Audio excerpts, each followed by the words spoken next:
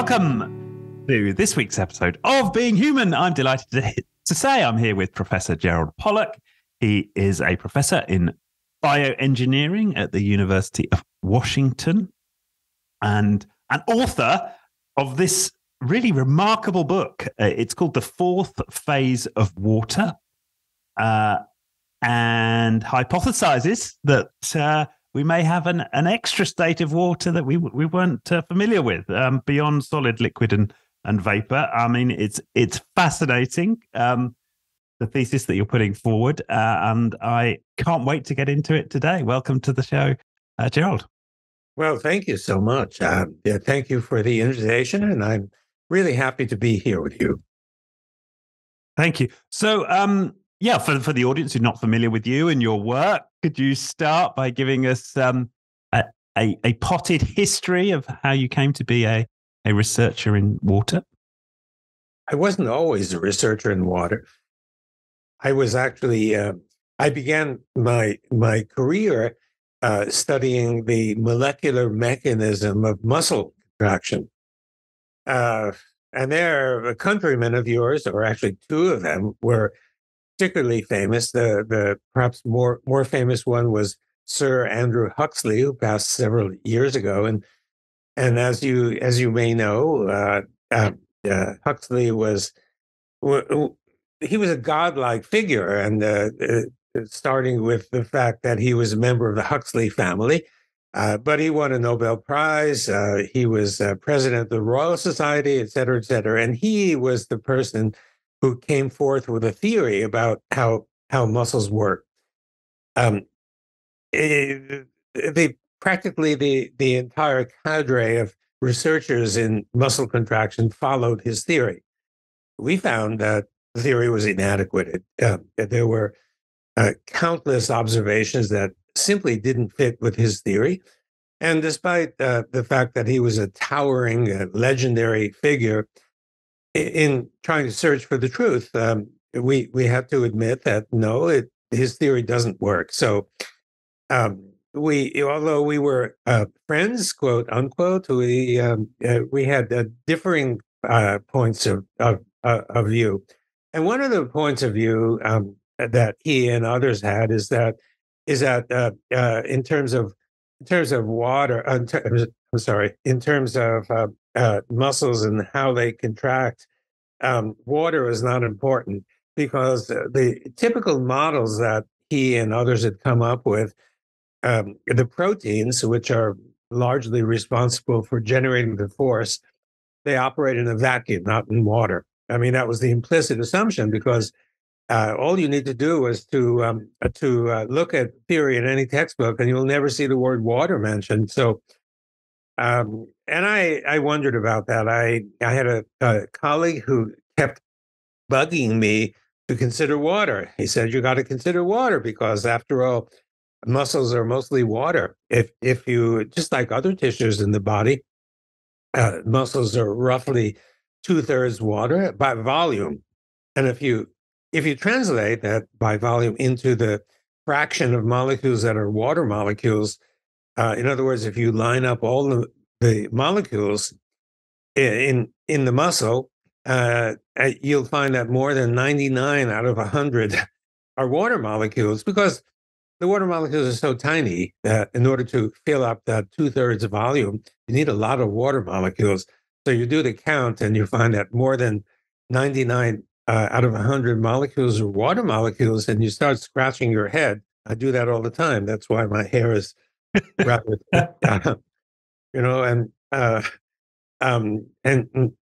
and how is it possible that more than 99 out of 100 molecules are irrelevant, don't do anything, or even aren't there, you see?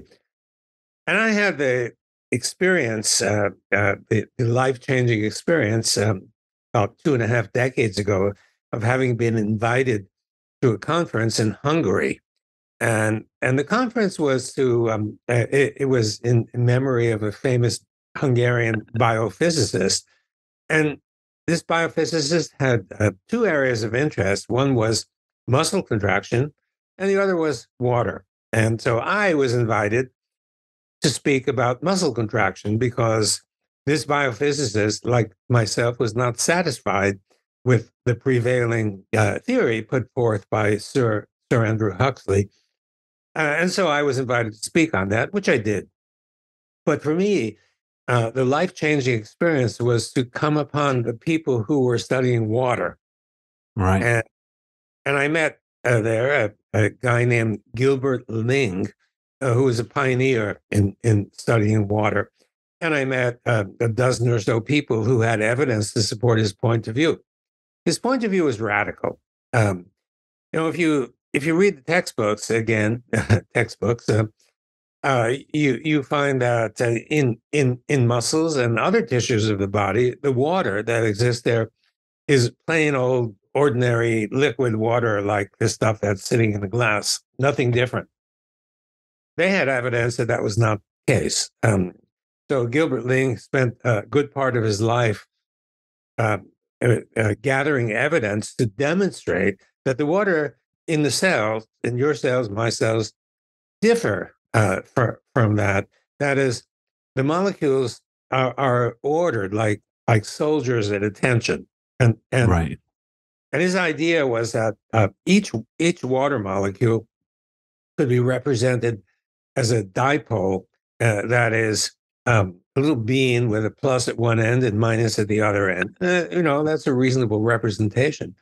And if the molecule had those charges, then you could understand how these dipoles could stack, could line up with the plus of one attached to the minus of the other.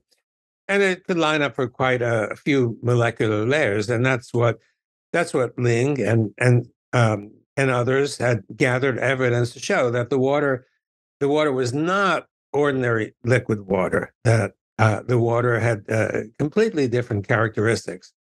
So I attended the meeting and I was moved. I was flabbergasted to hear that and to see the massive amount of evidence that the water in biology differed from ordinary liquid water. So I came home and I decided to check out my enthusiasm and see if it was tempered somewhat by giving one of Ling's books. By that time, he had written, I think, 4 or 5. Giving it to a few of my students and postdocs who were particularly astute, and they all came back to me. They came to me with essentially the same argument: if Ling is right, and it looks as though he's right from everything that is presented, then all of biology is wrong. All of what we think about biology. Wow.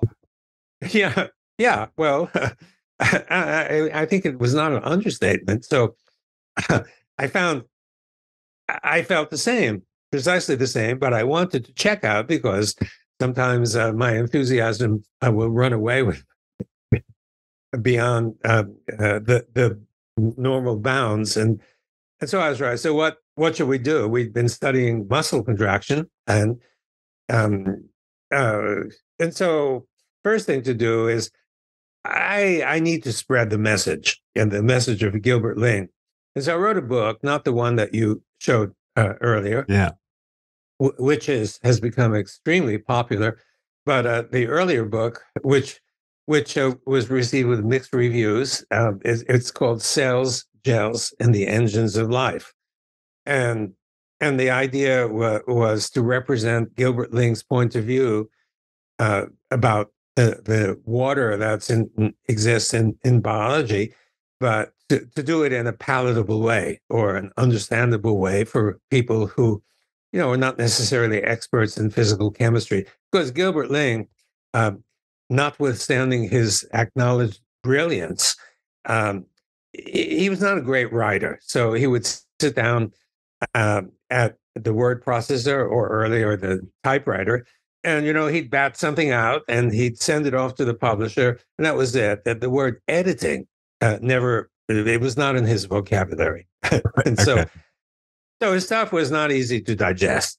He himself could understand it very well, no problem, but for the rest of us, it was a challenge. And so I decided to write a book to make Gilbert Ling's ideas known to the rest of the world.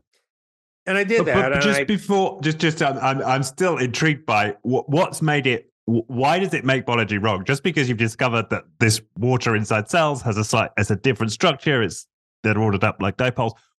Why does that make biology wrong? Maybe you're getting to that, but that was hanging in my head as you were speaking. No, I'll answer that right now. I should have said, but I didn't, because if the water molecules are lined up, it's kind of you might say, an ice-like state where it's like a crystal, and because it's in this sort of ice-like state, the other molecules can't diffuse through it. Um, and all the biology is built on the idea of diffusion and osmosis. So, for example, the way an enzyme works is you've got an enzyme and a substrate, and they need to diffuse toward one another, but they can't diffuse through this kind of water, and so uh, doesn't work.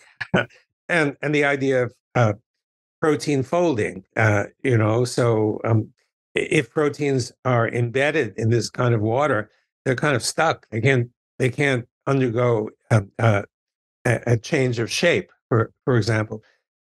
So many of the issues of cell biology just simply don't work anymore in this.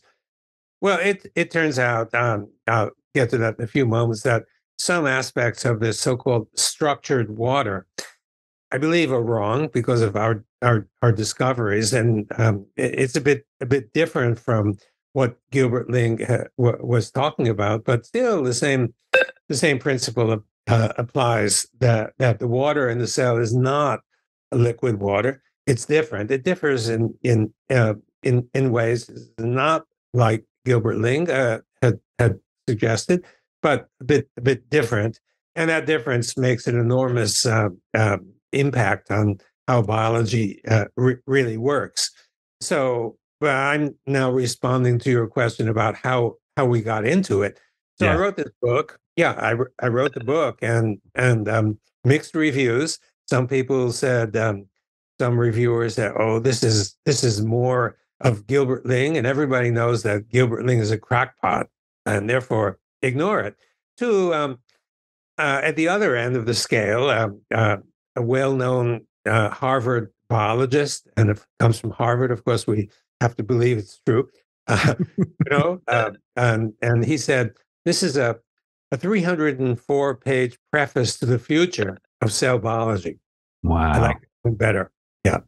So, and so it was, the first half of the book was not only a description of Gilbert Ling's ideas, and Gilbert was not happy because um,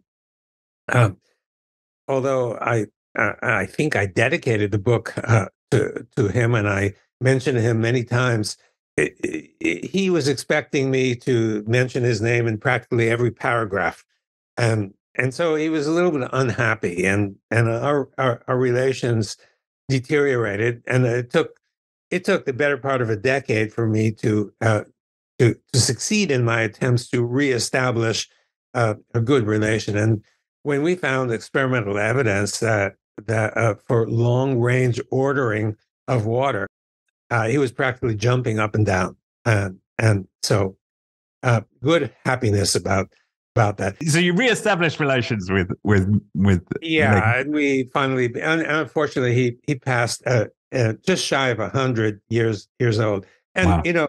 I gotta tell you that Gilbert Ling was really a remarkable scientist. He was chosen in 1948 after the war.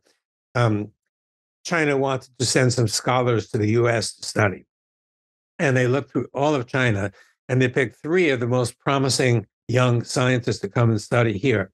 One of them was Xian Yang, who won a Nobel Prize in physics. Another was a chemist who, I'm told, I haven't checked, also won a Nobel Prize. And Gilbert Ling was the biologist, and he should have won two Nobel Prizes at least, but he was too controversial, and therefore he won no Nobel Prize. Uh, at any rate, he came in a distinguished cohort, and his work is remarkable. It's just that I think there were a couple of reasons why his work wasn't accepted. And number one, it was too radical to be accepted. And second, his personality was the kind that um, not, shall we say, just not endearing to many people. There was a touch of arrogance there, Mm. and therefore he was rejected. He was resoundingly rejected by almost everybody except the people who had serious interest in his ideas and who cherished many of those ideas. And I guess I was one of them. So in the book, I went on. The first half of the book is about Gilbert Ling, and the second half of the book was taking some of the ideas of Gilbert Ling and taking them further. It's relevant to the question you asked about, why, uh, how come all of other biology is wrong if he's right, and it dealt with what happens when cells become activated, and it's really important. So that's why I take a minute to mention it. So uh, what what we found, or what I found, I guess, by looking through the literature, we had done no experiments at that time. We started only after the book was published. We had many experiments, um, but I found through looking at the literature that um, um, what happens in cells, in diverse cells, is that when, let's just take a muscle cell, for example. It's easy because I know about muscle cells. But the same principle applies to all cells, that when the cell is in the unactivated state, that is not doing anything. And so for a muscle cell, it's not contracting. For a secretory cell, it's not secreting. For a nerve cell, it's not conducting information. The water is ordered, as Gilbert Ling suggested, but in a different way. And the proteins are in the extended configuration. That means they're not doing anything. They're just basically sitting there. So you take the muscle and you activate it to contract. Two things happen. The water undergoes a transition from the structured, ordered water to ordinary liquid water. And the proteins undergo a change. And it's the change in proteins and the change in water together that accomplish what the cell is designed to accomplish. For muscle cells, that is contraction. And when the contraction is over, all of that reverts to the initial condition. So it's a cycle that goes, and the part involving the water means the water transitions from the ordered, structured water to ordinary liquid water, where things can move around, and then back again. Okay, so that's an essential principle that still holds, and independent of what we found, is a really important feature. So that's, anyway. Well, once I published the book, I was absolutely compelled to start doing experiments, and so we had some grant money from the National Institutes of Health to study muscles, and I'm not sure whether what I did was fully appropriate or not, but I borrowed some of that money to start studying water, because I thought muscles are important, but water is perhaps even more important. Mm. And that's how we got started. So if that answers your question, I think I went on a bit longer than you had expected, but no. I really appreciate this. That's what I also love about your book, the stories of the personalities and the characters, and it makes the science so much more accessible. So yeah, sure, yeah.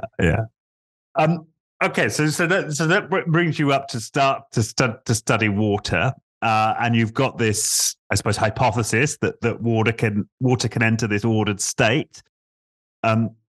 So what are the first experiments that you start to do, and what do you discover? Well, so we started from Gilbert Ling. So I figured that Gilbert was probably accurate, was right, and pretty much everything that he said, but we found it wasn't. So according to Gilbert Ling's ideas, the water molecules are organized like a crystal. We might say a liquid crystal. And crystals are pure, or they can be pure. And if they're pure, then the material from which the crystals grew, if it had contaminants in it, have to get rid of those contaminants. Otherwise, it could never be pure. Um, so we set up an experiment in which we put some contaminants in. There were little tiny particles, little spheres called microspheres, and we started with in a chamber. We put a gel. Gel. It's a hydrogel. It contains lots of water, and we put the gel in, and we added water, and the water would surround the gel, and we added little microspheres. And we look in the microscope, and we're following now the idea of Gilbert Ling that if you have ordered water or structured water, it should expel those contaminants, those spheres. And we looked in the microscope, and right adjacent to the gel, where there should have been water plus particles, there was just water, no particles. And it was pretty large. We were astonished. It grew to um, in those initial experiments, about 50 micrometers. And 50 micrometers, for those who are not familiar with scale, it's about half the thickness of one of your hairs. Now, that may seem pretty small, but by molecular standards, it's huge, very, very large. And later we found it 10 times larger than that, even. But this is the initial experiments. And so we thought, aha, maybe we found it. Maybe the region where water meets certain materials, like a gel, for example, maybe this kind of structured water grows. That's what we thought. But of course, we had no evidence. It's just a conjecture that maybe that. So we spent the next decade, or half decade at least, exploring the physical properties of that, what we called exclusion zone, because it excludes. We didn't know that the water inside that zone really differed from ordinary liquid water. We surmised or hypothesized that it might. And after some years of experimentation, a dozen different kinds of measurements we found, every one of them showed that water was distinctly different from ordinary liquid water. And that's when we began calling it fourth phase of water, because it's water of some kind. We didn't know exactly the properties, although that came a bit later, but it differed distinctly from ordinary liquid water. So we called it fourth phase water, and that's when I started to write that book that you showed. The book, I'm almost embarrassed to tell you how popular it is. I just recently had caused someone asked me something, and it's got really high reviewer ratings on Amazon, and well, how high is it? So I said to myself, well, what should I compare it to? And I thought, well, what's the most popular book on Amazon? And I took a guess. I thought, well, must be Harry Potter, and and so I looked at the ratings of Harry Potter, and this one is just a few points behind the most popular Harry Potter book. And so I hesitate to mention that because the natural response is, well, therefore it must be good fiction. So I compared it to the famous lectures of the legendary Nobel physicist Richard Feynman. You nodded. Yeah, so familiar with him. Feynman. Yeah. So practically every graduate student in physics reads the set of lectures of Richard Feynman. It's a 3-volume book, and Feynman had a sense of humor, and the rating is actually exactly equal to Feynman's lectures. So, it's kind of fun or embarrassing, but I think it's partly because water is of interest to so many people, and also because I tried to inject a bit of humor and humanism into the book, so the book is readable. It's really readable, and you're meticulous in any new term. As soon as you introduce it, you provide a lay equivalent. Well, yeah, and the cartoons are fun, and yeah. Yeah, The and the cartoons are metaphors done by work. my talented son, who's an artist, who Oh, actually okay. he studied sculpture, and one day he said, "Dad, I would like to illustrate your books." So he's gone on. I've got two books coming, and he unfortunately he was busy remodeling his home for 3 years. So there's been a 3-year hiatus, but he's in gear again, and two more books are coming. But that's beyond what we're talking about No, here. that's well, he obviously gets you, so that's good. You've got a good connection. Very good connect. Yeah. Please. No. So yeah. So okay. So you've just you put these microspheres in. They get excluded from this zone. And are you still? You're not sure exactly what it, how the structure of this water, but you suspect it may be of the dipole structure, or have you No, it can't discarded be. that by then? So we know a lot more about the structure, and we've hypothesized a structure that seems to fit a lot of evidence. And what led us to a different structure is the following: we stuck an electrode in that exclusion zone, EZ, or you'd say EZ, so it doesn't quite work. But for us, EZ is easy to remember. Yeah, right. So I use the term EZ often because it's just so simple. But we're talking about the fourth phase, and so I'm not sure why we did this, but we stuck an electrode, and then the electrode, by the way, is the same electrode invented by the same Gilbert Ling. It's made of glass. It tapers to 1 micrometer or less, and you can stick it into a cell and measure the electrical potential of the cell without killing the cell. If you if you if you stick a typical electrode made of metal, for example, into the cell, it's, as someone described it colorfully, it's like sticking a telephone pole up your rear end and expecting you to behave normal.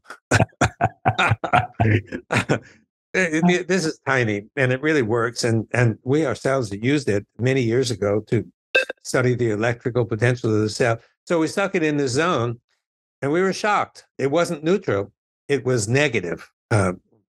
Almost all the time. Not there are some exceptions, but basically negatively charged. So when you think about it, water is neutral. The water molecule is neutral. H2O is neutral, and you can stack water molecules from Seattle to London, and you never get negative charge. You stack neutral upon neutral, and you get neutral.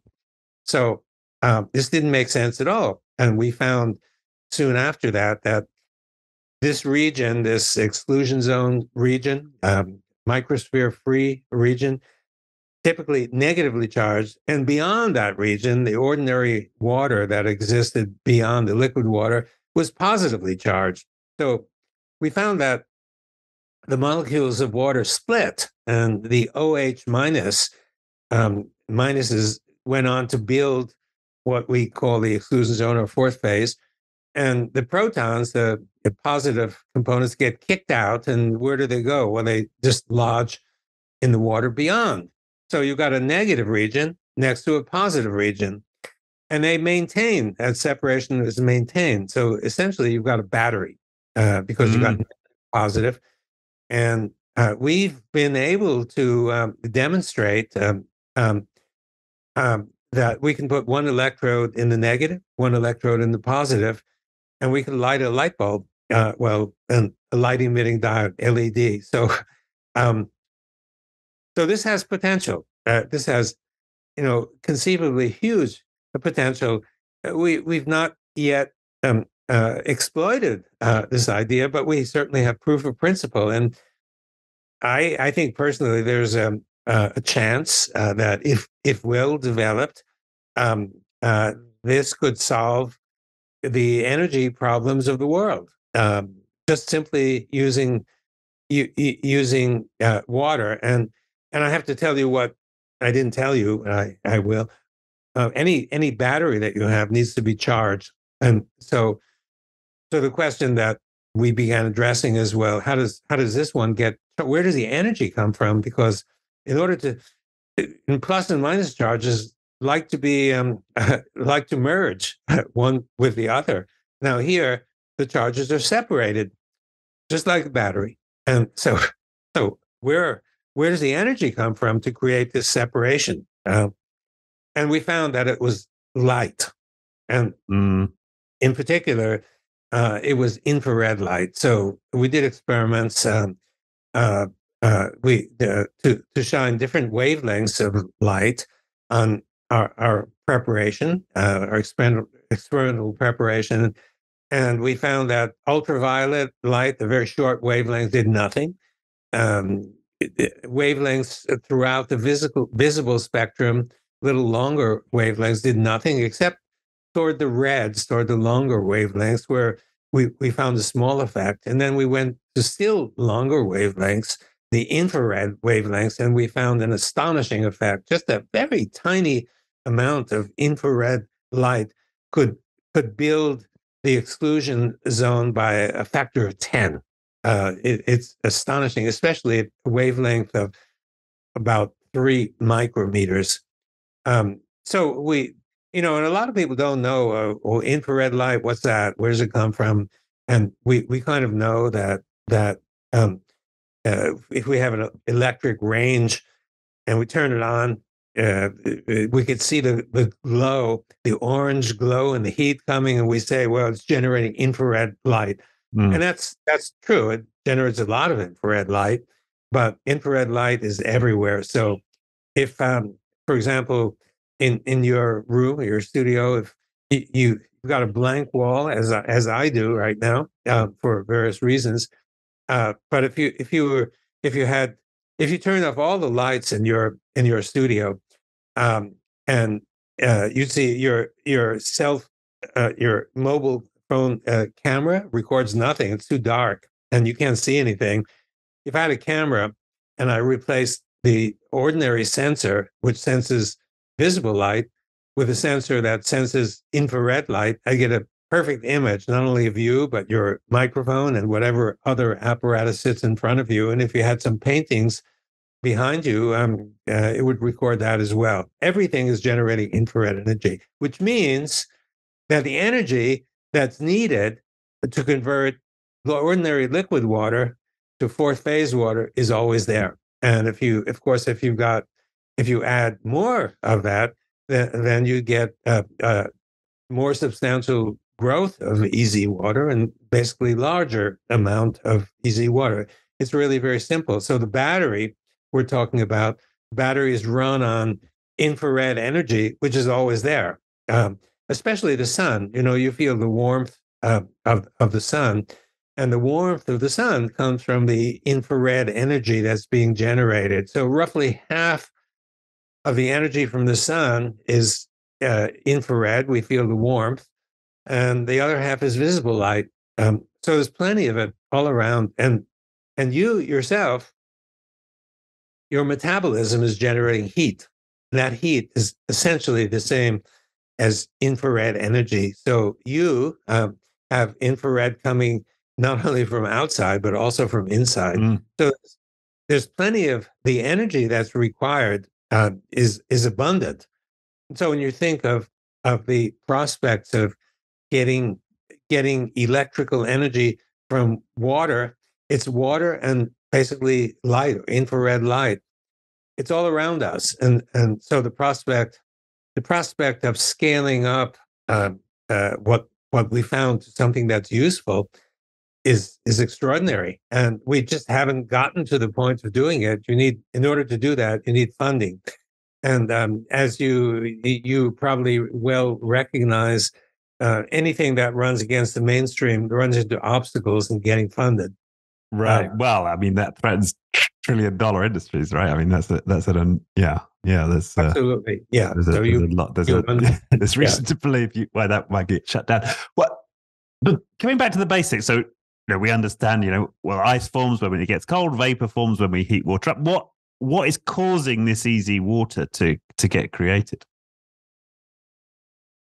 I'm not sure what you mean by what's causing. So, or what are the conditions in which this emerges? Like, what I'm trying to get my head around, like, how does it come about? Like, Yeah, well, okay. So there's several different ways, but the primary way is if you have water sitting next to a material, and the material surface is so-called hydrophilic. That means water-loving. That means if the surface is horizontal and you drop some water on it, the water will spread out, uh, as opposed to, for example, Teflon, where if you have a Teflon surface and you drop the water, it beads up. It doesn't interact with the surface, and you tilt it a little, and the water will just roll off. mm, So it's so if you have water next to a hydrophilic surface, not every hydrophilic surface, but we found most, especially biological surfaces, the water will form automatically if you have infrared energy to create this buildup. See, but you got it all around you, and so that's not a limiting factor. And the more you have, the more of this easy water will build. So in biology, in particular, your cell is filled with solids. It's got proteins, it's got nucleic acids, and others. And 1/3 of the volume inside the cell are these entities, and their surfaces are largely hydrophilic. So that means that the water in the cell is going to be mainly, if not, I hesitate to say completely, but easy water. Um, and and and that's how. So you drink water, and some of that water gets into your cells, and and it gets converted from just ordinary liquid water into easy water because you've got the right nucleating surface to create it, and you've got lots of infrared energy to promote the growth. So that's one way of doing it. Another way we found is if you just have ordinary water and you stick an electrode in and pass current, that is, pass electrons from the negative electrode around the negative electrode, builds easy water. The electrons are able to convert ordinary liquid water into easy water. And we've been able to demonstrate that. And it kind of makes sense because easy water has negative charge. So you add electrodes to neutral water and you get easy water. You don't need the hydrophilic surface to do that. So that's those are the two major ways. And we found also that some frequencies, if you apply electromagnetic signals to the water, some frequencies, not all, but some, and we haven't pursued it in enough depth to know how many of those frequencies. Some of those frequencies will convert ordinary water to easy water, uh, which is interesting and deserves a lot of follow-up.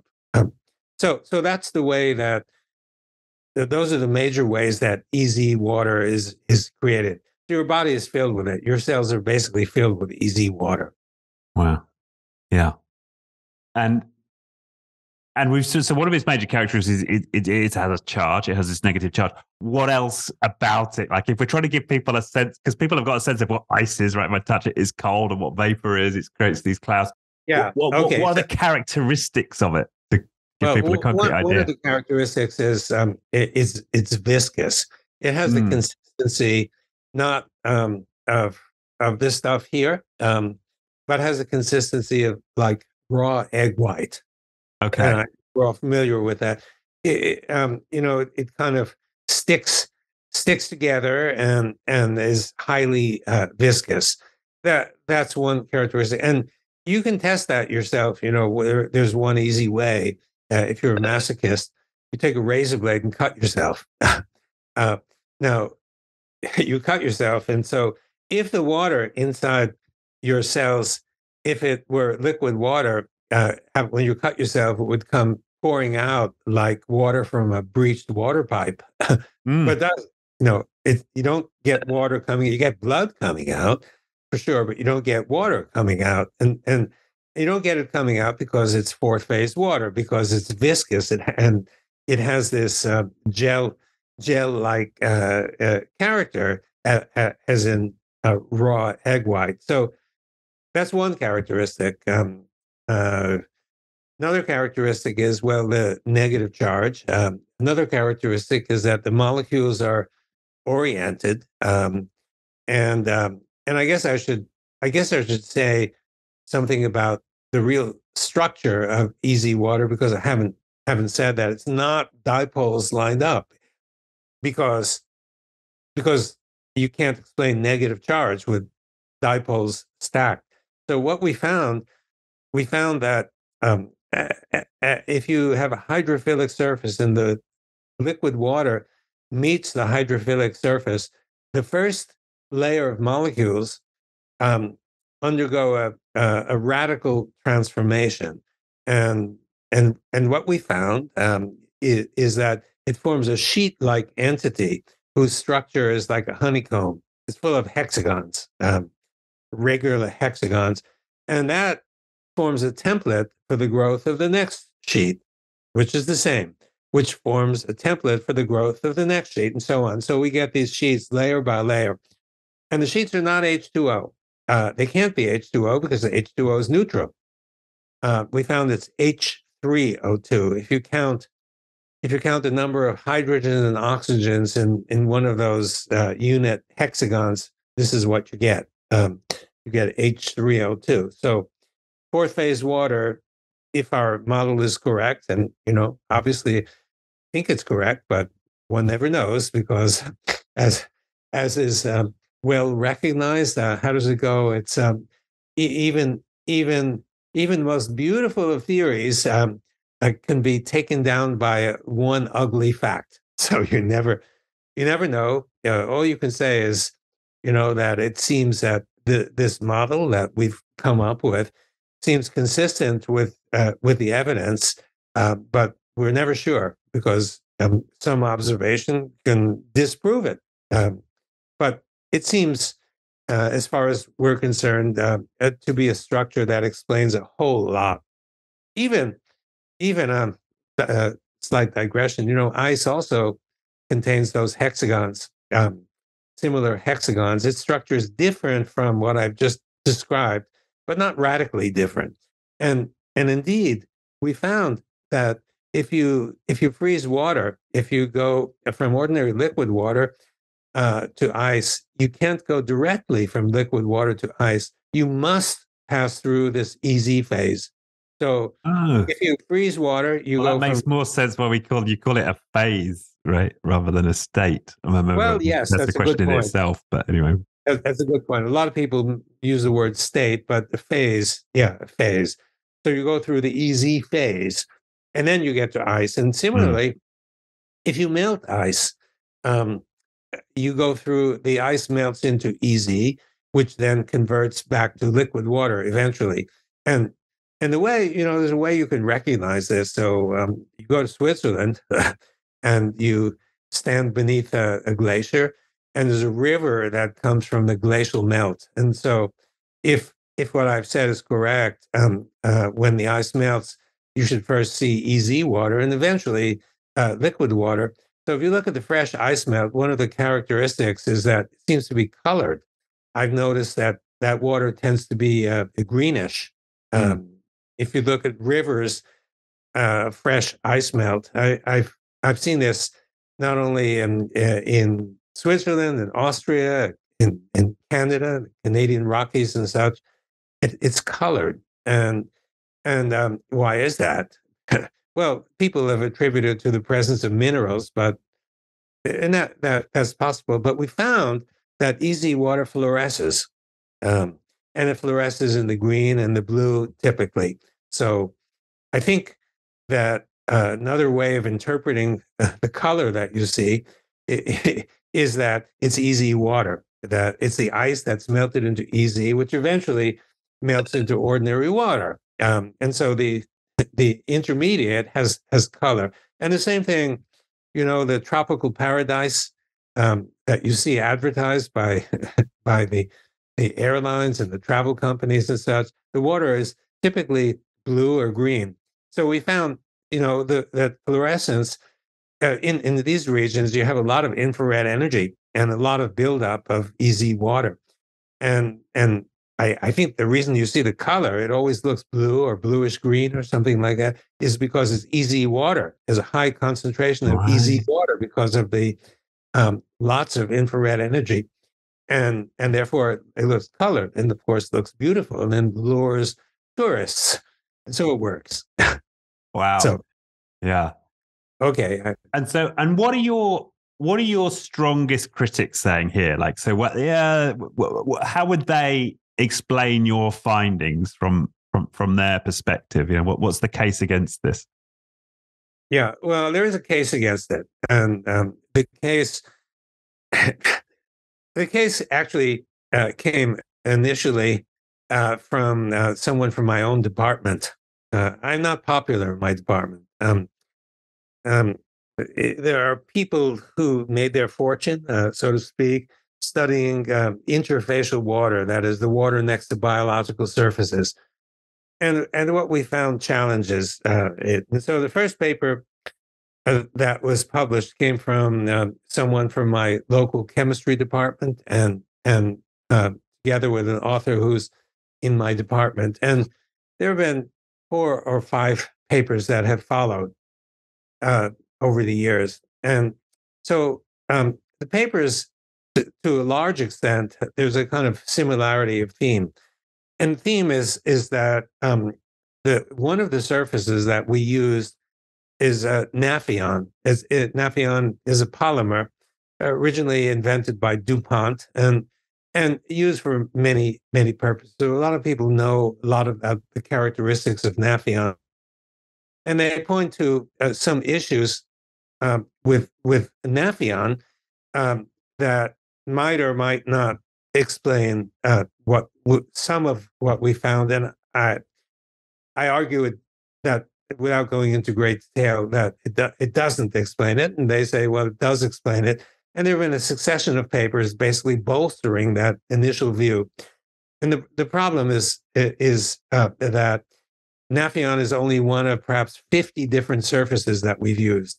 And we get the same result essentially with all of those surfaces. And therefore, no matter what you suggest for Naphion, you'd have to explain why all those other surfaces give rise to basically the same impact. So I don't agree with that criticism because it simply doesn't it doesn't go on. There are many other technical issues that I could get into, but I don't want to take the time to do it. So I should say in general, I make a more general point about criticism, and I think it's well known that those who have staked their careers on one point of view, somebody comes along with another point of view, and there's always resistance. And it was Albert St. Georgi who is the father of modern biochemistry. He discovered vitamin C, won a Nobel Prize, and so many people considered him to be um, one of the great scientists of the past century. Um, he said there are many aphorisms that I really love, but one of the pithy ones was that because he came up with so many ideas. He said, "I knew I was onto something important only when the reaction was polarized. That is, when some people were really enthusiastic and other people were hugely unenthusiastic. Then he knew it was important because he knew that first of all, the enthusiasm from one group meant that perhaps he really was onto something important, and and the critique from the other side came because these people were basically being deposed from their exalted positions by an idea that contradicted theirs, and so it's natural to kick and scream, and so it was only when there was opposition that he knew he was onto something important, and so but what you might do is ask one of my opponents to come on your show. Yeah, I'd love to. It does set it up nicely, doesn't it? For Yeah, either to have a one-on-one with an opponent or a debate show. That would be great. sure. Yeah. I'm just, yeah. And Yeah, because clearly I'm not a chemist. I'm not kind of qualified to critique it. But um, so so the picture I'm getting in my mind is this sort of gooey water that they shine, and it must be quite exhilarating to. And I guess that's why the book is getting so much attention, and why I sort of intuitively felt drawn to it. It really does feel like like a breakthrough, right? This is in our understanding of water and helping us to explain various phenomena. Well, what can I say without sounding arrogant? I think it's quite important. Yes, I do, and the many people who have signed on, so to speak, have taken it to into realms that I could never have have anticipated. There's a whole book just as an example. I know a guy from Finland who deals with Olympic ice skating rinks. Uh, he wrote a whole book on how you design ice skating rinks so that the surface of the ice is ideal for ice skating, and essentially it's based on the material from my book. Another group, of course, there's health. Countless people have been talking about health because if your cells are filled with this kind of water, then that is highly relevant for health. And we've spent a lot of time on it, and I'm happy to speak more on that issue. But so just another colleague took it upon himself from a guy from Italy, and he was interested in how the ancient Romans kept cool in the summer, and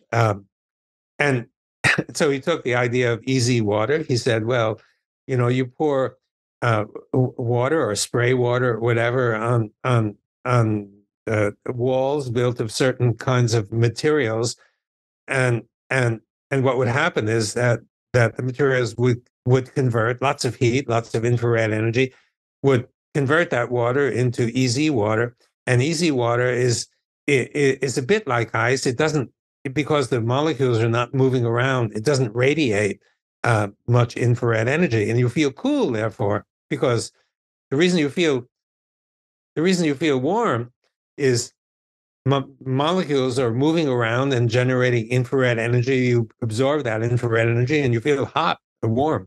But if the molecules surrounding you don't move around a lot, just like ice, for example, or easy water, you won't feel warm. And that's how the Romans kept cool. And he said this has to do with easy water. So I'm driving at is that there are so many applications of this that people have taken up, including applications in the practical realm, like as I mentioned, getting electricity from water, but also various filtration methods. If that we actually again have proof of principle.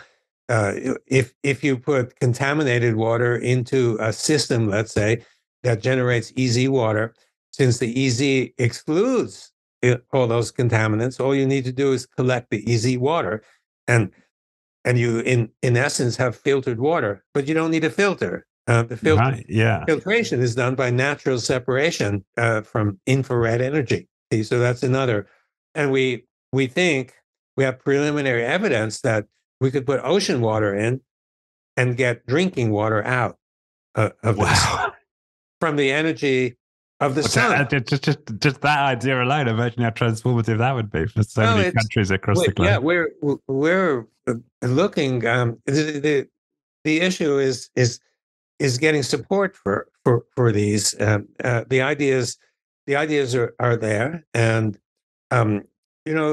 because the people who control the money are the mainstream people. They don't like to be challenged, and it's difficult for ordinary ways to get support to develop these ideas. But they're there, and we have proof of principle. And there's another one that I hesitate to go into because the underlying ideas would seem maybe too woo-woo for your audience. So So unless asked directly, I will skip it for the moment. But this is it. Well, I think I know what you're alluding to, and it's definitely not.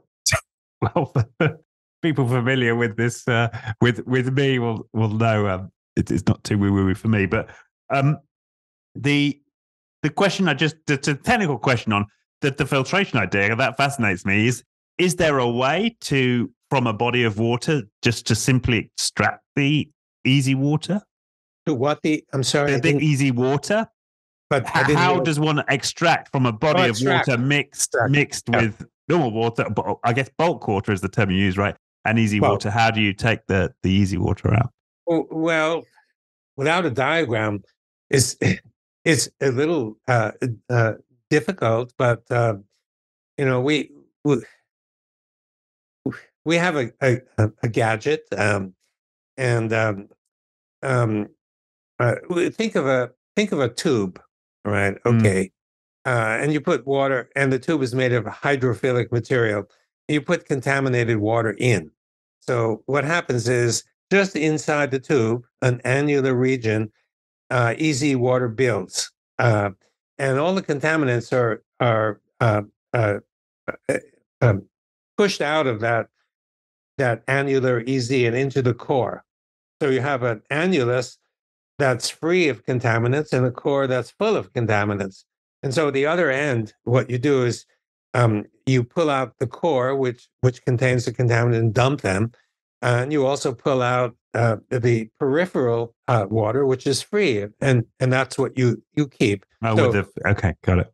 It's very simple in principle, and we've worked on that quite a bit. We've, if you have one tube made of Nafion or some other material, we found that it works, and the throughput is maybe sufficient to satisfy the thirst of a flea. It's pretty slow, but we've worked on improving the throughput, and we've been able to increase it by several orders of magnitude, and so we've developed it quite a way. We ran into a few technical problems which need to be solved, but it shows great promise. The limiting factor is getting support to solve the various problems that exist that will make it feasible. But when you think about the first electric light bulb, it didn't generate a whole lot of light. Generated light. It certainly was a breakthrough, and it replaced the candle. But it took 100 years to get where we are today. Yeah. And one would hope that with the exchange of information that's possible right now, these kind of innovations would happen much more quickly, given how easy it is for scientists and researchers to exchange information. We're looking for the support that would allow us to do this, because the world it faces innumerable problems, and we'd like to be able to direct what we found toward the solution of practical problems of the world. It's really serious, but we need support to do it. It's as simple as that. And my heart has been my passion is not so much the technological development, but finding truth in nature. There are so many things to explore that have at its root or at its heart the idea of a fourth phase water. Sometimes I can't sleep at night thinking about those ideas, and so we've been focusing mostly on the fundamental science, but the technology is so important, so critical for the world. Yeah. Well, let's talk about it in terms of health. You mentioned, and then we'll go woo woo. Okay, so let's start with health. Well, we can ask some of your listeners to sign off at that point. We're entering this woo woo zone. But so on the health front, how do you see this getting applied? Your cells are filled with easy water. If you don't have enough easy water, your cells can't function properly. So you need to do all you can to make sure that your cells are filled with easy water. There are at least a half dozen simple expedients that if you want to stay healthy, if you want to fill your cells, if you want to hydrate your cells, which is really what we're talking about, that you can do.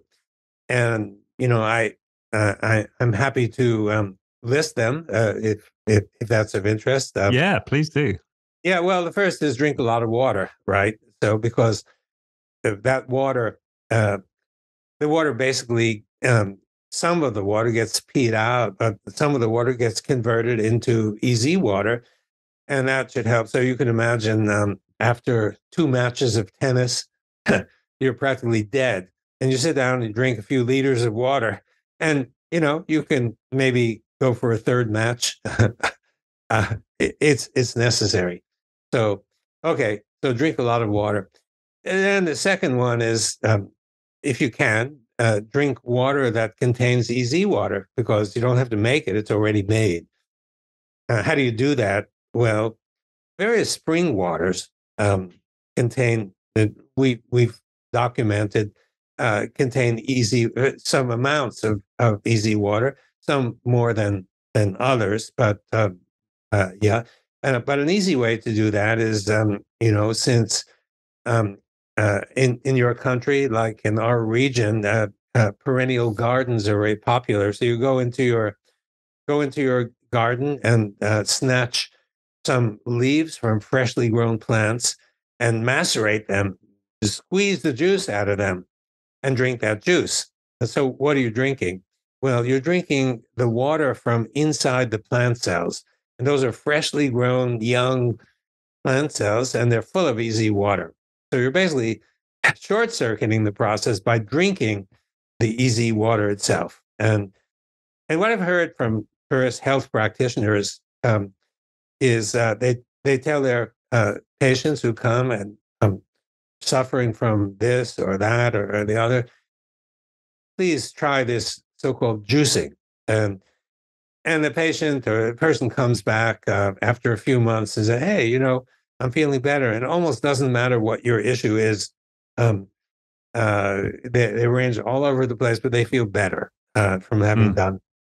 So that's another thing. Third, let's see. There have been since Ayurvedic times and ancient Chinese times certain herbs that have been known for 5,000 years to be good for health, and modern medicine rejects them because it doesn't come from a pharmaceutical company. And how can we be sure? But it seems to have worked, and so we wondered. How does it work? Like, for example, take turmeric. Turmeric has growing popularity, but for many years it was more or less rejected. Uh, how on earth could this plant material be of any use?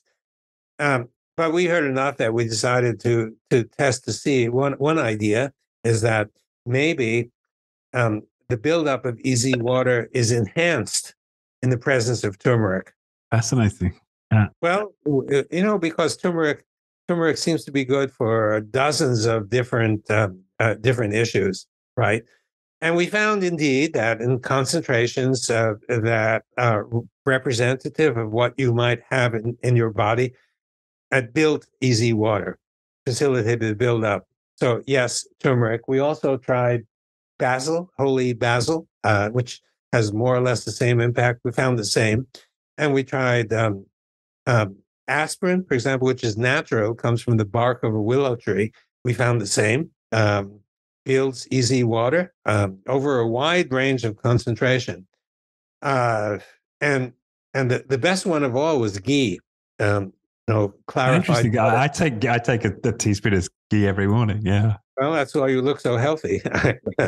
It might be why we found that ghee was actually the most of all that we studied. Ghee was the most powerful builder of easy water. Wow, So that's fascinating. And then that is a tradition that goes way, way, way back, right? In the at sort of least yogic 5,000 tradition. years, as Yeah. far as I understand. I wasn't there, Yeah. but I feel I was there. you know, 5,000 years ago. So, and then just to be sure that we're on the right track, we took glyphosate, poison, right? A weed killer, highly controversial. I'm not sure if UK if that's used, but in the US it's used profusely all over the place, and the manufacturers argue that it's perfectly safe for humans, but um, others argue oppositely. And if you know Stephanie Seneff, she's gathered the evidence, which I think is pretty conclusive, that this is a poison that has a big effect.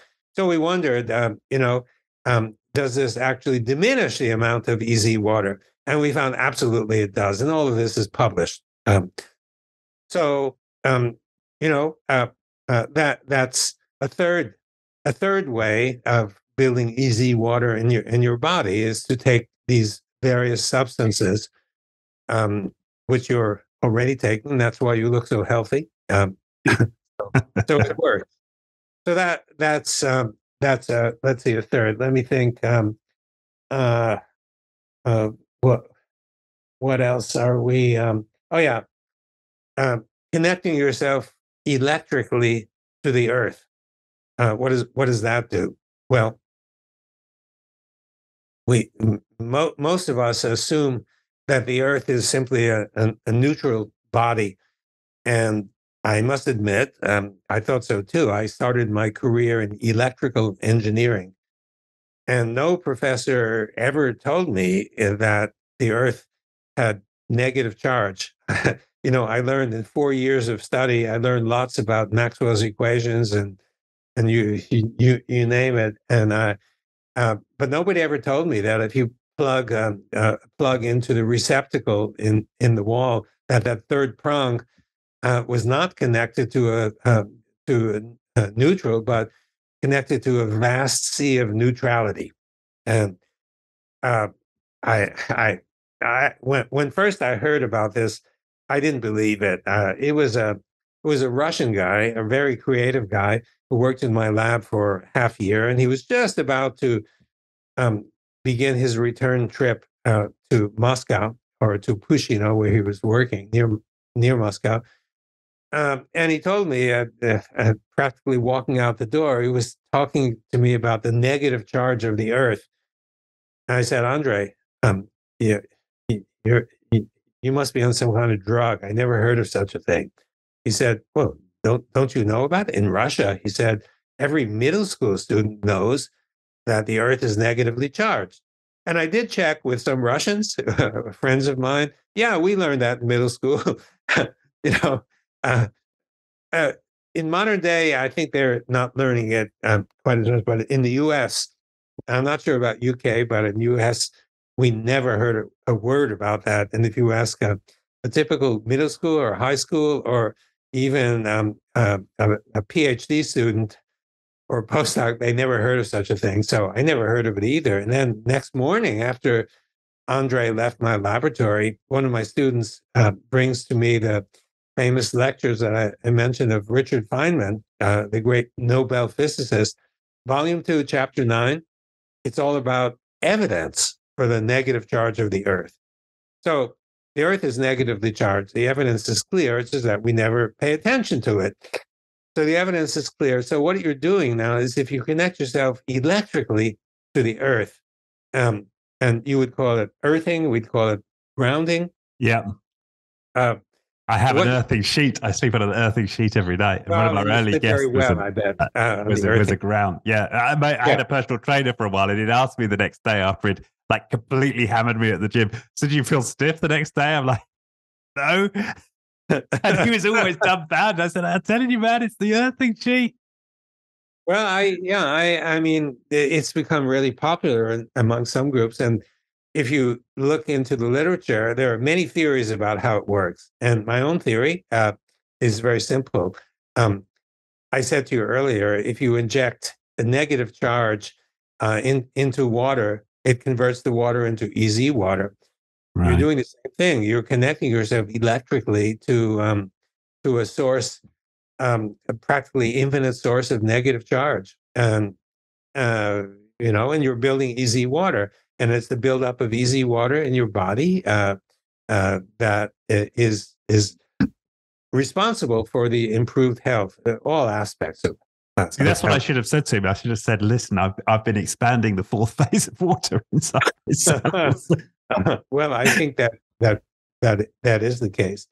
Okay, so let me just run on before with a couple of others. So sunshine. Now, where you live, I think it's similar to where I live. There are lots of gray clouds, Right. Yeah. and you notice that when the sun pokes through those clouds, people smile. Yeah. Because we don't see the sun as often as we might like to.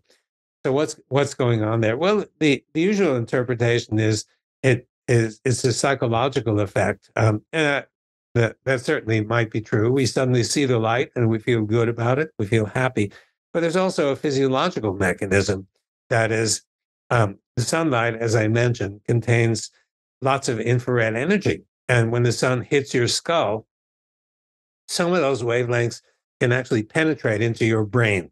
Um, and we know that some wavelengths penetrate because right now you can image the brain by starting with infrared energy or light from outside. It penetrates your skull, gets into your brain, gets scattered, it goes through your skull again and gets collected, and you get an image of the brain from this.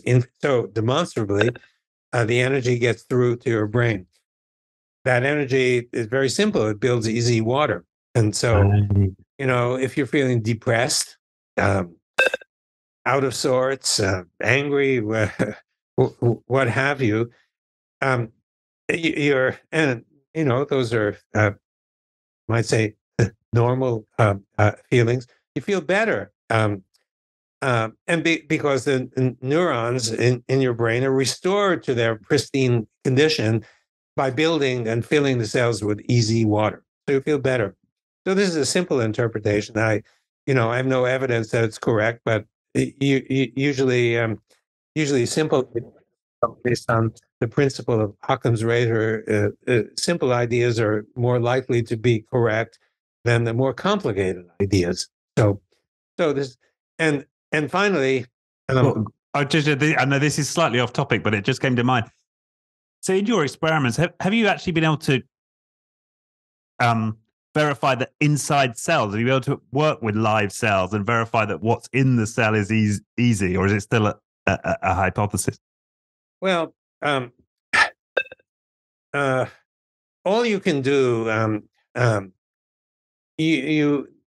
to answer your question in indirect way, you can take as a hypothesis that cell is filled with easy water, and what would you expect if that's the case? Okay.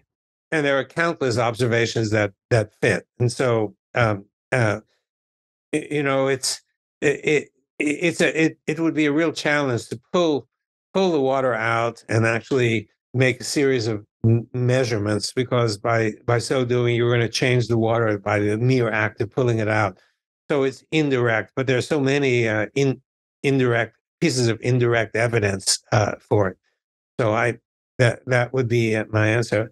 But I just want to tell you one more, and that is the sauna, or as the Finns say, sauna. So you go in, you're feeling angry, depressed, you got pains everywhere, and you come out 20 minutes later and you're feeling better. Why is that? And so the chief characteristic of the sauna is the heat, and the heat is roughly equivalent to infrared energy. So you're surrounding yourself, you're bathing yourself with infrared energy. And as I said, infrared energy is what powerfully builds easy water in your body. So you go in maybe devoid of easy water in some of your organs or some of your cells, and you come out filled with easy water, and you feel better. Very simple. So I have no direct evidence that that's the case, but it's this. It follows simply from all that I've said. There's just one more that I have to add from the 6 expedients that I mentioned, but this one's a bit more complicated, but getting popular, and that is hyperbaric oxygen therapy. So Right. what is that? Well, Yeah. insert yourself into a um, container, if you will, usually a cylinder, and inside is oxygen under high pressure, or a high concentration of oxygen, and also high pressure, and you get better. And so this was initially about 50 years ago, when soldiers wounds of soldiers were couldn't be addressed. The soldiers would get into a hyperbaric chamber, and the wounds would heal. And now it's used for a multitude of syndromes. I've been inside of one myself a couple of times, as had my late wife, and it's becoming more common. So what's going on there? Why is that? Why is hyperbaric oxygen therapy good for health? And we studied high oxygen and high pressure. What does that do in terms of easy water, structured water? Well, we found that if you grow the structured water under 100% oxygen, instead of 20% oxygen, easy grows bigger. And if you grow it under high pressure instead of usual atmospheric pressure, 2 times atmospheric pressure, it also grows bigger. So you put the two of them together, high oxygen, high pressure, and it powerfully builds easy water. So the mechanism, I think, is the same as what I've been talking about. It's essentially growth of easy water. So the bottom line is at least one aspect of health is maintaining a full complement of easy water in your cells, because easy water participates in everything that the cell does. So you've got to have enough of it. And if you don't, then your cell will be dysfunctional. And if you're missing a lot of it, then your cells won't even work, because easy water in your cells is a necessary condition for the cell to work. In fact, well, maybe I should stop there because you've got other questions. I have some more to say about that, but Go on. If it's on the tip of your tongue. okay. So I'm thinking about cancer Right. now.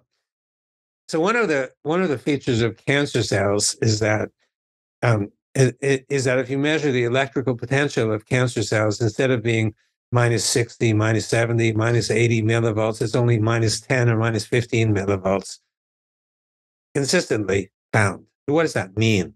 Well, um, um, so question is, why does the cell have this negative electrical potential to begin with? And the simple answer that we've arrived at for various reasons is because it's filled with easy water, which has Which negative is one charge. of the observations you mentioned earlier, right? As to how Yeah, we I might mean, know that there's right. something. It's very simple. There are complicated explanations that are in the textbooks, and um, I think most of your audience maybe not familiar with the arguments, so I think I'll skip them. But for various reasons, and I published on this, a very simple explanation: the cell is negative because the contents are negative. And the contents, I'm talking about easy water, has negative charge. The cell is filled with easy water. So if you have if your cell is filled with easy water, then you'll have a pretty robust negative electrical potential, minus 60, minus 70, minus 80. If your cell is not filled with easy water, it'll be the magnitude will be smaller, minus 50, minus 40. And cancer cells, like minus 10 or minus 15, it means that there's very little easy water. And so if there's very little easy water, the electrical potential is of small magnitude. And if the cell, if it's of small magnitude, then it's been shown experimentally that when a cell ordinarily undergoes division, the electrical potential transiently goes to a small magnitude, just like cancer cells are always at that a small magnitude. So the cell goes on, it thinks it's activated, goes on and on and on and on, and it keeps dividing. Right. That's so. I mean, this is a hypothesis, and it's just it's a way to think about what might be the cause of cancer. You know, most researchers right now are looking into genomics as the basis for cancer. And I'm not going to be critical of that approach, but I think it's necessary to start thinking about what happens in cells themselves, why cells go on and keep dividing. And if the cell is filled with easy water and cancer cells don't have very much easy water, that's the basis of another hypothesis. So, yeah, and that would somewhat explain. So back to your juicing reference earlier, from what I understand, there's nobody claiming that juicing will always work with cancer or resolve a cancer, but there's at least some evidence that some of the time a juicing regime can help with recovery. I was unaware of that, actually. Yeah. Yeah. Okay. Yeah. Yeah. I know there's controversy around that, but certainly that's my understanding that at least some of the time it can have powerful effects, but that would make sense. I had one quick question on health. The cold treatment, the Wim Hof method, and I've just started experimenting with ice bath and so on. Is there any way that easy water might explain health benefits from cold exposure? Yes, I think so. Yeah. So, in order to as I explained, easy build up, which is good for health, occurs whenever there's infrared energy that it comes to your cells. Now, typically, you get infrared energy from outside, right, from the sunshine beating on you. The energy comes and penetrates your cells and basically goes to the inside. But if you have energy from your core that goes to the outside, the effect should be similar. It passes through your cells to the outside. And by immersing yourself in a cold bath, you enhance the flow of infrared energy from your core to the outside. So you get a more energy flow, more infrared energy flow through those cells as the energy permeates from inside to outside, passes through the cells. So essentially, you get infrared energy building easy water in your cells. And I think that's the reason why you feel good. You sort of turn yourself into an IR generator and yeah. Yes. Expand your easy. Right. Yeah. Yeah. Cool. So let's go to the woo-woo then. I think I know where you're going to go, but yeah, I'll let you lead with that. Some of the more we go esoteric. The woo-woo.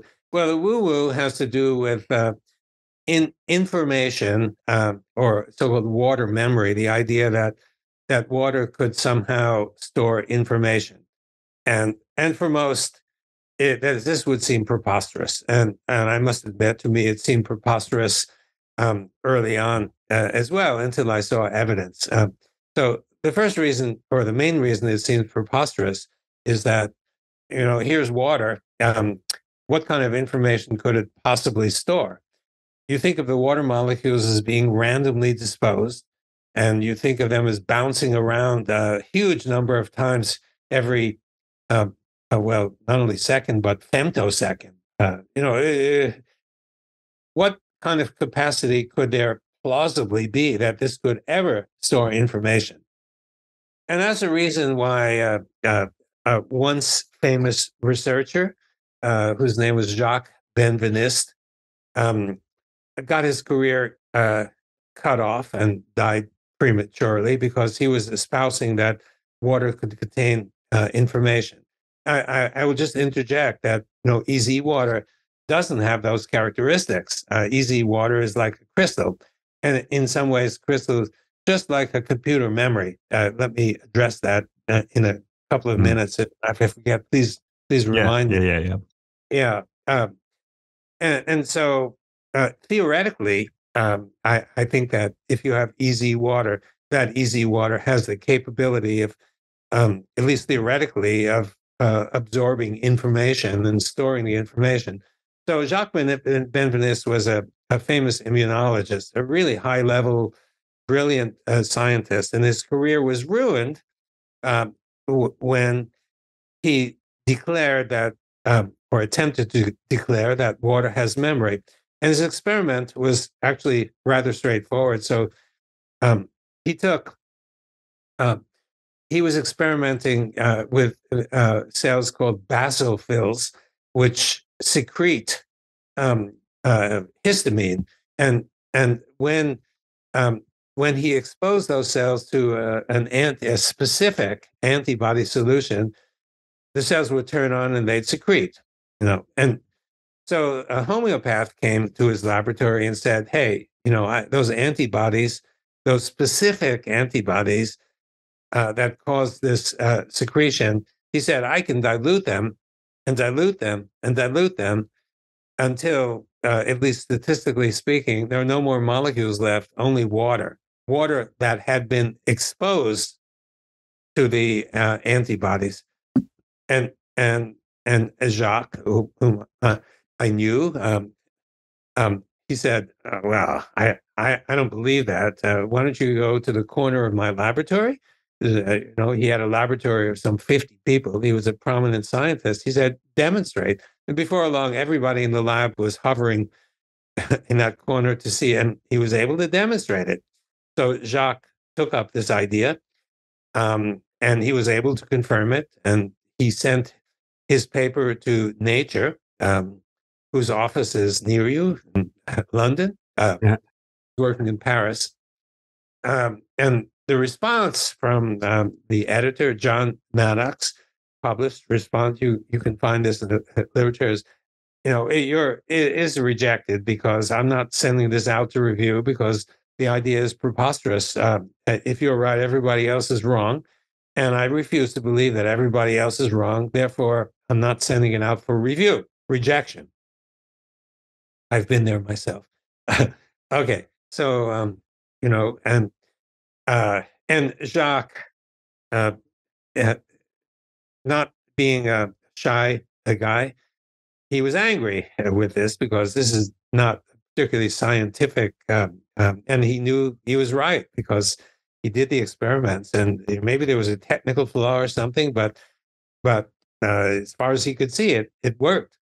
So he asked people, colleagues from different countries, to repeat his experiments using exactly the same protocol that he used, and they were able to confirm his results. So they got together and they decided to try to publish together. Again, they submitted to Nature, the journal, which is perhaps the most prominent journals. Same rejection. I refuse to publish it or even consider it because it can't be right, no matter how many people. So you can imagine the reaction of any scientist in a situation like that. Here, multiple laboratories are confirming your result. How could this be? So pretty soon, it became clear in Paris, where there were many homeopaths, that something was going on. And here is this famous, brilliant scientist who's confirming that homeopathy essentially works in a way, because one would think that if you dilute and dilute and dilute until you've got only water left, that couldn't possibly be in effect, even though people say, well, it works. So pretty soon, across the channel in London, the pressure began to build. And so I remember Jacques telling me when I visited his laboratory, he points to that telephone. He said, I got a phone call on that telephone there from John Maddox, the editor of Nature. And he said, I'll make a deal with you. And so what's the deal? Well, the deal was I will publish the paper under one condition. So Jacques said, well, what's the condition? And the condition is I will get put together a committee of peers to come to Paris, visit your laboratory, and report back to the readers of Nature. And Jacques, thinking innocently of the honesty of all people concerned, oh, of course, sure, no problem, absolutely. So we formed a committee, and the committee came about a month later. And the committee consisted of 3 people.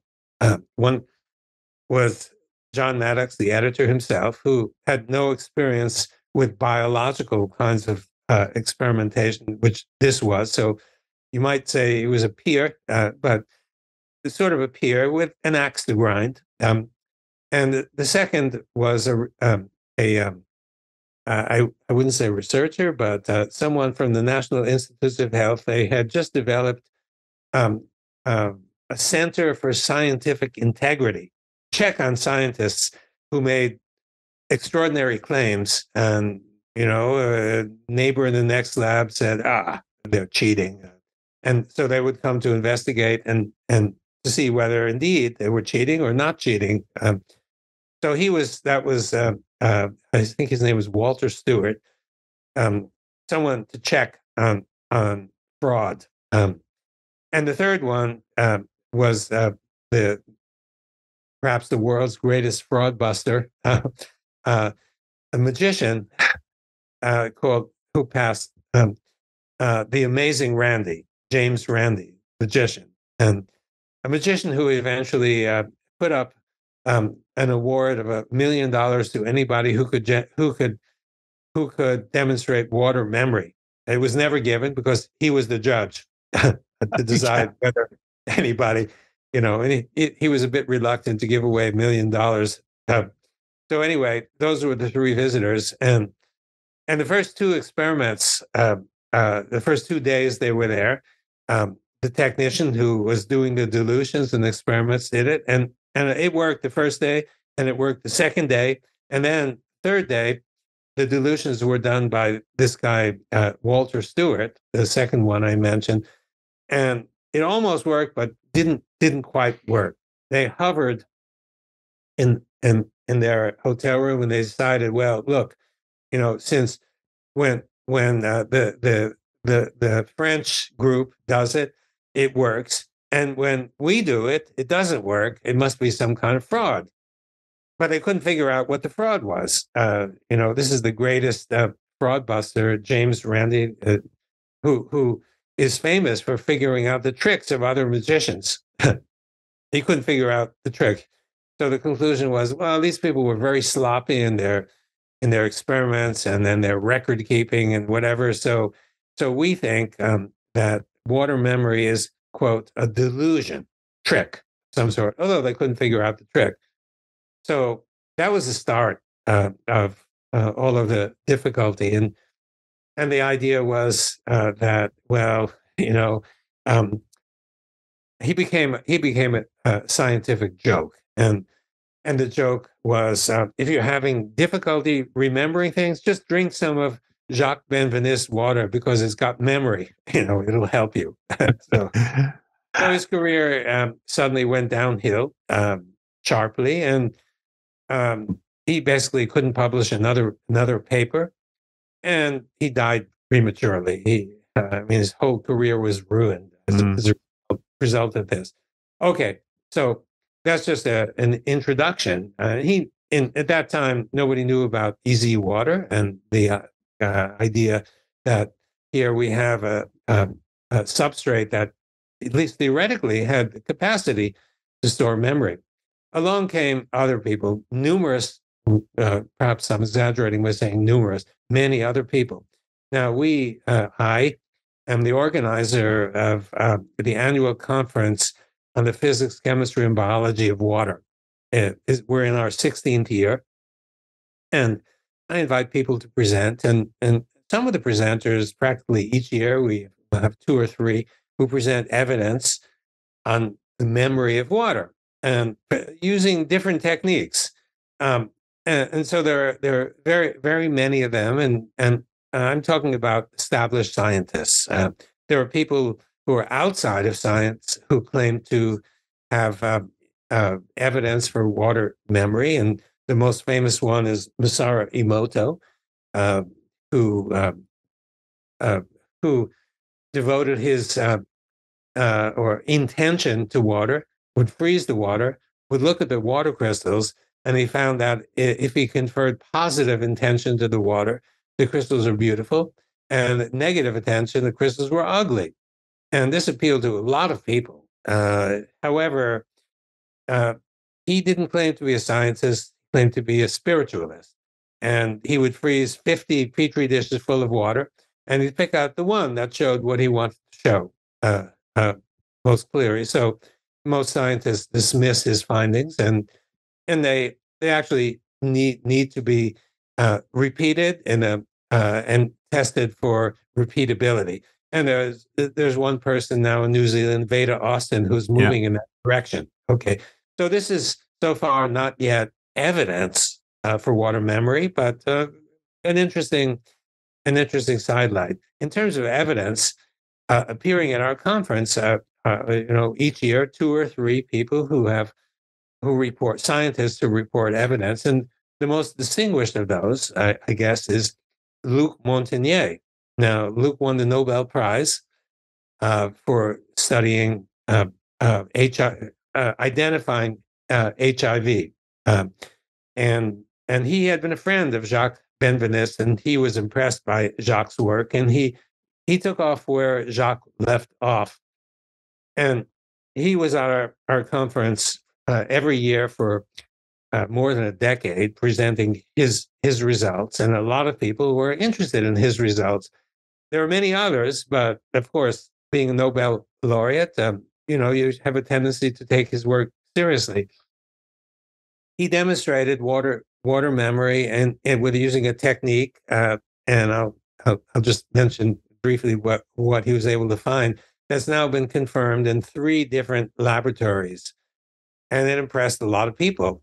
On the other hand, a lot of people said this is impossible. It's just ridiculous. And so, what did he find? So he took a DNA and he put it into aqueous buffer, basically water, um, and a sealed container where nothing could get out, factory sealed. And next to it, he put another factory sealed container of just water. He put them near each other, and he said, essentially, I'm leaving out some details, that the information from the DNA or from the water surrounding the DNA, because sometimes he used highly dilute DNA, would get into the water by some kind of, he didn't know what exactly. So he took the water and then he used the PCR technique, which we all have heard about because COVID, same technique. And he found that indeed, when he added the water to the chemicals that are necessary to make DNA, the new DNA had the same sequence as the original DNA. Wow. And a lot of scientists were, you might say, skeptical. And I just mentioned this because, we started at one end with the work of a spiritualist and the other end with the work of a Nobel laureate and many people in between. And did he succeed? Did he get published? Well, yeah, he was able to get published, and he didn't publish too much on it, but published some on it. But he's Nobel laureate, and anybody can always find a journal that will publish your stuff. Yeah. You send it to enough journals, and eventually one will get through. So okay. So let me that's a you might say a brief summary of the idea of water memory, which seems, as I said, would seem preposterous to a lot of people.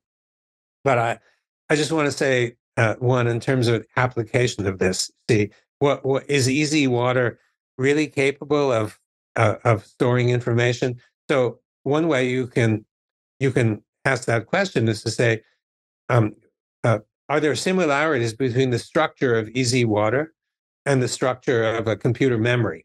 And the answer is absolutely yes, with huge advantages of the easy water. So why do I say that?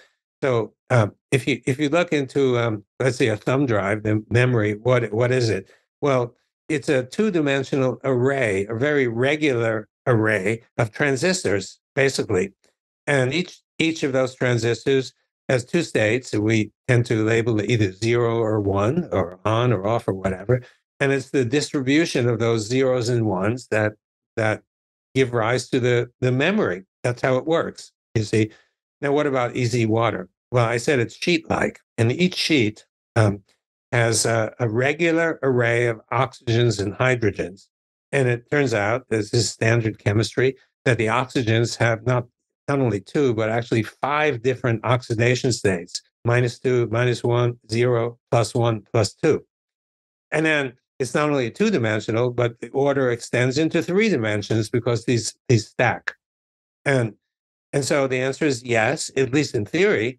Easy water has a capability of doing this.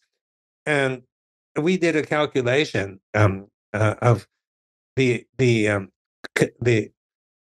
potential density if you actually were to use easy water instead of silicon. What would be the advantage?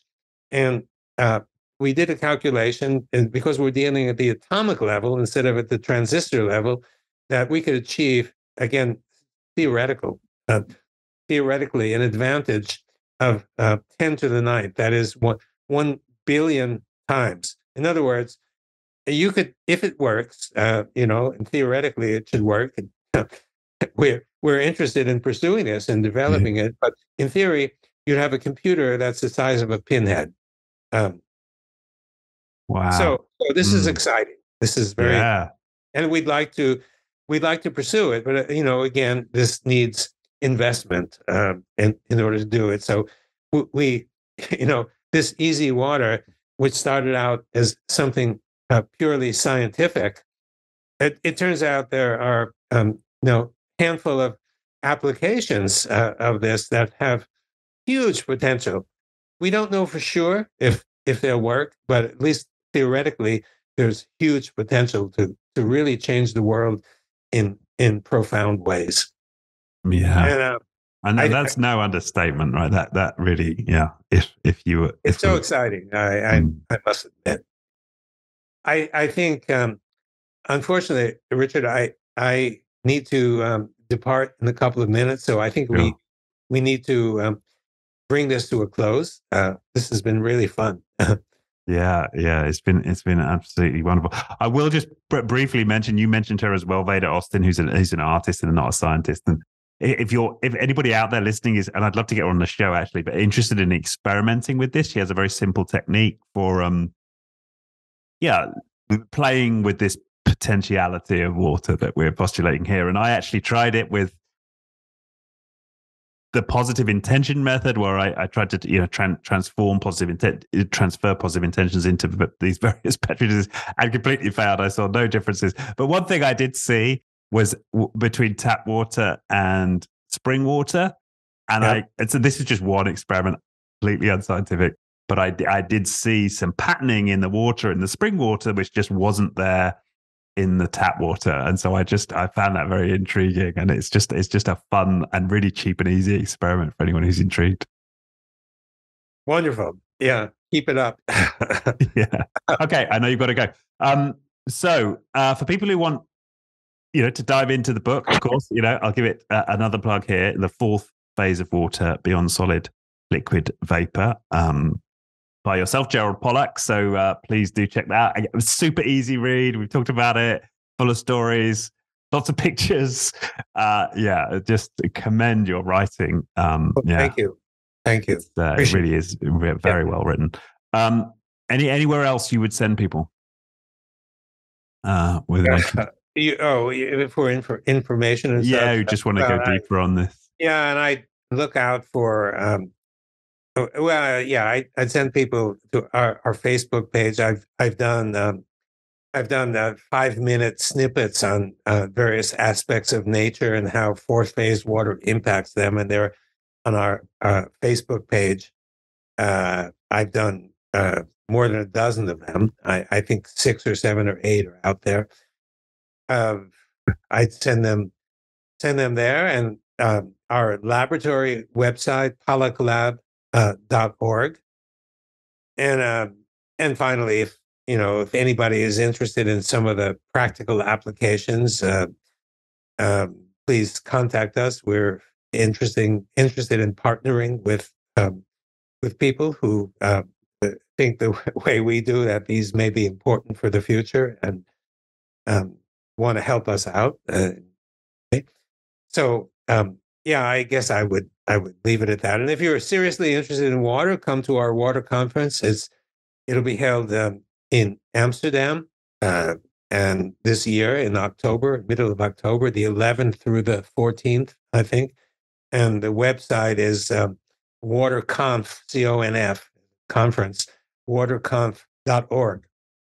Check us out there. And well, I think those are the main avenues of approach to find out more. 2 more books are coming. Please look out for them. And brilliant. Yeah. Okay. Well, thank you. Thanks once again. Thanks for giving up your time and doing all this great work, which with all the professional hits, I'm sure you're getting, working in this area. Yeah. Well, it's exciting. I commend you. Yeah. Yeah. Okay. Well, Brilliant. Thank you. Thanks again. Appreciate it. And thank you. Thanks to the audience for listening. Thank you. Thank you.